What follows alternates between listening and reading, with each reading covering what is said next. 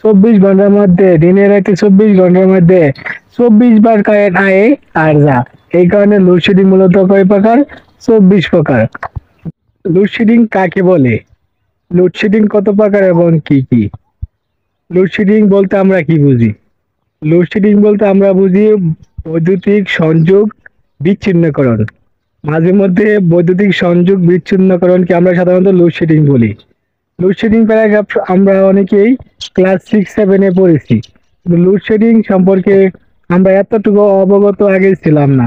কিন্তু ইদানিং বেশ কয়েকদিন যাবৎ লোডশেডিং কি, লোডশেডিং কাকে বলে, লোডশেডিং কত প্রকার, তা আমরা কিন্তু হাড়ে হাড়ে টের পাইতেছি।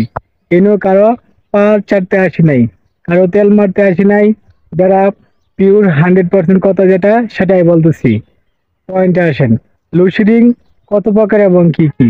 আমরা জানি লোডশেডিং মূলত হইতেছে 24 প্রকার। মানে আমাকে অনেকে বলতে পারবেন, হ্যাঁ আতিক ভাই কি পাগল হয়েছেন নাকি, লোডশেডিং আবার প্রকার ভেদ আছে নাকি?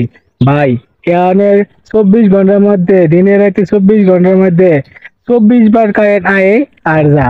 এই কারণে লোডশেডিং মূলত কয় প্রকার? 24 প্রকার। দেন লোডশেডিং এর কারণে মানুষের খায়া নাই শান্তি, হইয়া নাই শান্তি, ঘুমায় নাই শান্তি, পড়া নাই শান্তি, কোথাও শান্তি নাই।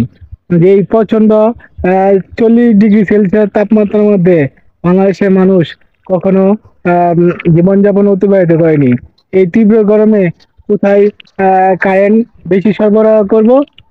কারেন্ট কর্মকর্তারা তারা আরো বৈদ্যুতিক সংযোগ বিচ্ছিন্নকরণ করে, লোডশেডিং দেয়। 24 ঘন্টার মধ্যে 24 ঘন্টায় কারেন্ট আয়ে আর যা, 24 বার আয়ে আর যা। 1 ঘন্টা থাকে, 1.5 ঘন্টা থাকে না, 1 ঘন্টা থাকে, 1.5 ঘন্টা থাকে না। ভাই যে যাই বলুক না কেন, লোডশেডিং এর অপকারিতা সম্পর্কে আমরা মোটামুটি সবাই জানি।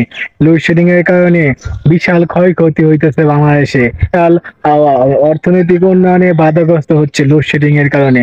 কিন্তু লোডশেডিং এর ভাই একটা উপকারিতাও আছে। সে সে উপকারিতা হইলে ভাই হাত পাকার বাতাস ভাই। যদি লোডশেডিং হয় তাহলে কিন্তু তালের পাতির যে হাত পাকা, সেই হাত পাকার ঐতিহ্য আমরা ফিরে যাই ভাই। আগে তো আমরা এই হাত পাকা দিয়ে বাতাস করতাম, তখন তো কারেন্ট ছিল না বাংলাদেশের ঘরে ঘরে। এখন তো বাংলাদেশের ঘরে ঘরে কারেন্ট। হ্যাঁ, লোডশেডিং এর উপকারিতা একটাই ভাই, হ্যাঁ লোডশেডিং দেওয়ার সাথে সাথেই তালের পাতা, হাত পাকা তালের পাতার পাখা দিয়ে গায়ের গায়েটা আমরা শীতল করি। আমরা পুরানো ঐতিহ্যে, পুরানো সান্নিধ্যে ফিরে যাই, পুরানো প্রাচীন যুগে আমরা ফিরে যাই। তখন কিন্তু খুবই ভালো লাগে। তখন মনটা, হ্যাঁ মনে হয় যেন আমরা এই প্রাচীন যুগে চলে গেছি। হ্যাঁ, তালের পাতার পাকা, হাত পাকা, একটা গান আছে, তোমার হাত পাকার বাতাসে মন জুড়িয়ে আসে।